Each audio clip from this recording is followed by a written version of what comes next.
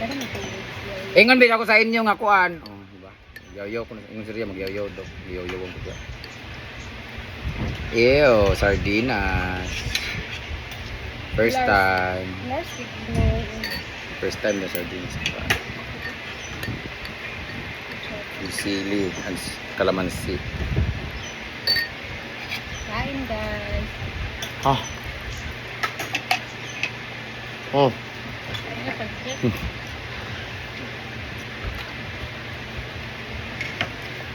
Dito tayo para makita ninyo si Madam. Kung kumakain siya. Sili.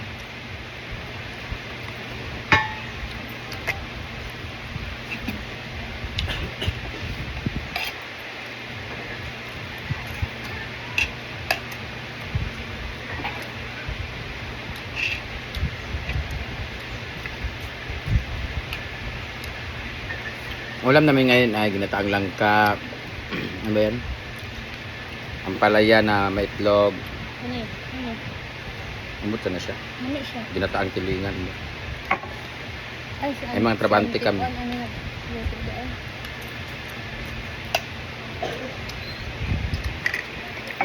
Ay, namiss ko yung sardinas. Masarap. Ang ginataang langka.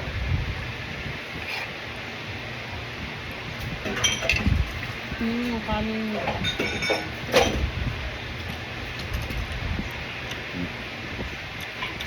Sardinas.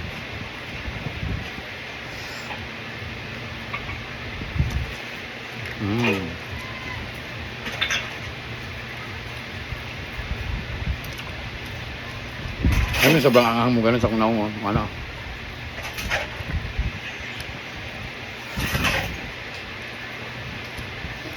Ano ko ito? Sino ang maganda sa amin ni Madam? Away daw tanduwa, well eating. Mas gwapa ko sa imo na lang kay Bilat. No. Mas maganda pa rin ako sa iyo. Guys, awayin niya kasi ibas nga na ibas para na yung topic. Wala silang magabash sa akin. Kasi alam nilang makita ko. Pag-usapan na natin ito yung mga chismis kanina. Oh, di ba? Sige na. Ito yung kauban sa auto. Sige. Okay, pwede na tayo mag-name drop. Kalain po. Okay. Kabet. Ano masasabi mo sa mga nangangabet? Mga ngalabet. Kasi may kakilala ako ng chismisan kami ni Madam kanina, guys. Para sa akin, hindi ko talaga i-advise na magpakasal agad-agad. Meron nga dyan, kinasal na nga 2 beses eh. Meron nga dyan, 10 years ng kasal. Yung sinasabi nyo is kinasal na yan 2 beses. Yung chinismis namin ni Madam Nakikita nyo? So yung makikita Nagiging sa akin, sinangalan? hindi. Nakahiga to. Hindi, para sa akin talaga, mas maganda talaga na live-in muna. Ito na advice ko. Advice ko doon sa mga nanay na nagkaroon ng anak na nabuntisan. Huwag nyong ipakasal yung anak nyo, lalong-lalo pag babae. Huwag nyo ipakasal yung anak ninyo pag nabuntisan. Yan. Huwag na huwag. Kasi hindi nyo alam ang history ng anak ninyo bago nabuntis. Baka natira lang yan isang gabi, isang buwan, 2 buwan, 2 taon. Hayaan nyo sa mga anak, hayaan nyo magtrabaho ng lalaki para suportahan, pero huwag nyo obligahin yung lalaki na pakasalan. Kasi pag yan napakasal tapos hiniwalayan din yung anak, mahirapan pa silang mag-divorce, yung mga annulment, mga ganon-ganon, gagastos pa, kawawa pa yung bata. Hindi, hayaan mo na mga anak, pagsabihan nyo, ganito, wala nandyan na tayo eh.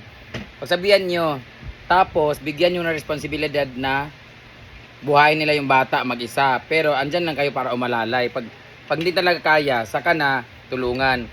Bigyan nyo sila ng lesson. Ano yung pinasok nila. Ganon. Lalo na mga nakaanak may anak sila mga teenager pa na hindi nakapagtapos ng aral kasi nabuntis. Pero di naman lahat. Huwag nyo ipakasal. Hindi naman lahat. Hindi natin lahat na may nangangaliwa talaga. Hindi, sa bata, sa ano mo ko sa mga nabuntis man. Sa mga nangangaliwa naman, hindi ko alam pero parang hindi naman normalize na siya. Talagang nature na talaga sa isang tao na magkaroon talaga ng maybe hindi naman love pero may temptation talaga. We're just human beings. So ako nga kahit may jowa ako kasi feelings namin valid naman eh. Hindi naman niya ang pangangabit naman hindi naman yan about sa babae at lalaki, wala naman sa gender yan eh. Kung katuljud ka. Temptation na Oo, dala ko sa temptation. oo, ano na tayo ba? Iwagan lang ta ba? Ngatol jud, ana. So, ang masasabi ko talaga, wag na wag muna kayong magpakasal. Kahit nagmamahalan pa kayo na yun, kasabihin niyo, it's you and me against the world. Lost. Bayot, mangita, naglaing bangag yot. Lagi. Gibuwagan mga si Di Alonso, gibuwagan manggali sila ni Angel Oxin, gibuwagan mga sila. Gibuwagan mga sila, wala kabalo kung babae ba nagkuha, pero gabuwag mga ni mga gwapo-gwapa, kita pa kang alanganin o kapikihon og naong busa sa mga gipangkasal dian nga antud karon sila pa Japong, congratulations.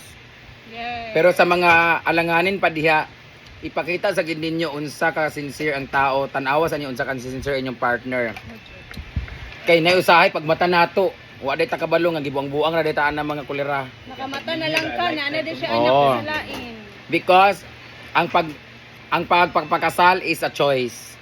And if you choose to get married or tie a knot, dapat bisan pag ani ha, Lifetime yun na. pag nagpakasal ka bisag di na nimo mahal ang lalaki, bisan pag wala na kay lain, ayo gid mo di dapat gid mo magiwalay.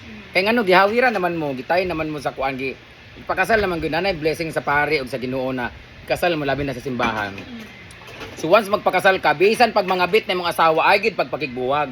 Kay nagkuan manunumpa man gid mo ana nga di gid mo magbuwag for better or for worse in sickness and health till death do us part. Dapat kamatayon lang magpabuwag sa inyo. Bigan yun na. Oo. Bisan pag nangabit ta sa mo atubang alayo gid buwagi kay nagpakasal man ka. Busa pag magpakasal ka is a lifetime commitment. Ayaw na lang gid pakasal. Kung kabalo ka nga one day buwagan nimo siya mangabit siya. Hindi ni mo kaya. Oo. Sabutan lang sa daan nga mangabit kay kaditig ka buwagan. Di jud ko makigbuwag sa imo ako magkasal ta. Busa ay na lang pa kung mangabit ka pangabit na daan karon mintres wa ta kasli. Ana, kay mo gid na akong stand sa kasal. Kung di nimo kaya makipag long term commitment or lifetime commitment sa pagpakasal, ayaw na lang pakasal. Kay mo abot ng panahon nga mangatol ninyo imong giti, Ginoo ko. Kamo pod mga bata-ana kamo, believe ko ni mga bata-ana karon mga estudyante. Katol pa sa Mga bata karon, mga estudyante, murag mahutlan og bilat, murag mahitdan og utin, Ginoo ko. Bigan mabinulan. Ilakon Mura- tagid layas-layas, di ba? Daghan na kayo naghikog karon, daghan na kayo mga depressed. Tungod man gyapon na sa inyong pambuhatan nga naguyab-uyab nga bata pa unya, di day kasugako, dili day makaagwanta sa mga broken feelings, sa mga kasakit. Kasakit. Musulod gali mo, if you enter the kingdom of love, be sure that you know how to handle your situation. Kung sakit, kung bation na, Ginoo ko. Og ayaw niya irason nga kanang na-inlove lang kamo nang di kangkang ka. Kamo mga bae daghan kayo kondom pagpaburos, ayaw gyud. Kaya nabuak ng pakwan, Kay dili na kaya. kung manguyab ka ikaw babae, kay lalaki mo motoslo motogsok mo ginang lalaki kung naay mo bulikat nga bangag. So kamo mga bae, before mo bulikat, pagproteksyon sa daan. Una-una nga ikaw kung mabulangkag ka, kung maburos ka dili imong life ang imong giguba. Naa kay bag-ong gidamay nga bata kung maburos ka. Oh, di ba? Kung ikaw di pagay ka pagkapaon kaon sa imong sa kaugalingon, di pagay ka pakaon sa imong pamilya, ayo sa pagminyo. Pag pa-jerjer paminti, pag pabuntihol balabala, ayo lang gyud pagpaburos. Kay lami man gyud kaayo ang ana-ana. Ayo lang gyud pag sipyat ug buros-buros. Kay kamo, papabalo mo? Pasalamat tanang gyud nga bayot mi. Ay kung wala. Kay kung wa, ambot lang. Hapon may. Wa gyud mo tira. Nawa na, daghan na. Sila. Daghan na pud na buros amo ah. Sila na kay anak ani. Murag gyud akong ingom. Kung ayaw ko yung ilang nga kanang lamon-lamon lang bayot. Bayot. Daghan kaayo lalaki giduol sa ako kay nakaburos. Daghan kaayo nagsi sige kapoy sige pangayog kwarta kay para pang sustento sa ilang mga uyab-uyab kineme. Sakto guys. Oh. Ang mga laki. Usa ka na mga bae mga piling-pilingon, oy. Wala mo kabalo kana inyong ipakaon sa inyong mga bata ug mga gatas ug unsang gipang-date sa inyong mga uyab. Di ka na sa bayot. Musta, pasalamat mo nga naay bayot jud. Di lang may trans woman, di na mo na i-push. Importante nga kami mga bayot, isa kami sa naghatag og pundasyon sa relasyon o nga magpalig-on sa relasyon sa usa ka babae at lalaki. Kay usa kami sa magtabang nga wala mo kabalo nga nakatabang dai mi sa inyong relasyon. Kay usahay ka mga babae gadiman mo magpariban mo palit og panty bra bagong nga kuan mga gamit. Wa mo kabalo kanang gipanggamit ng mga laki gikan na sa pagpamayot. Dili tanan pero daghan. Labi na ang mga estudyante. Ay. Daghan kaayo sa tinuod lang daghan kay kog scholar karon daghan na nag-graduate gikan sa akong mga kamot. Dili mi sa negative nga butang kundi daghan po niya ni dinhi kay nagtrabaho, nangayo og tabang, nagbasok, nagkuan dinhi. Kay trabaho gi pa eskwela ang ilang kaugalingon. Og bag makauyab pa dito pod. Nay pang date sa ganito, ganun sa. Salamat na lang gyud mga nay bayot kay kung way bayot bitaw ambot lang, daghan laki kawatan. Dali-dali Easy lang. money. Easy money man kasi yung bakla, guys. Busa sa mga batanon diya nga mga lalaki, Paul Ginoo ko. Jerjer balabala, ayo lang gyud pagpamuros. Dito sa laing bangag ilogak, ayo gyud sa Ginoo ko. Tapos maghanap kayo ng Kay lami ra ba ana. yung safe lang talaga, guys. Nasa huli ang pagsisisi. Lain ra ba mo kay basta maburos bingon nimo ako ning buyon kay blessing ning bata. Ah, wa mo kabalo. Gihatag na sa Ginoo para makabalo mo unsa inyong gisulod. Na? Oh, tama. Isa ta kayo nga paminti lahat blessing kay daghan ra ba bata ang gipanglabay.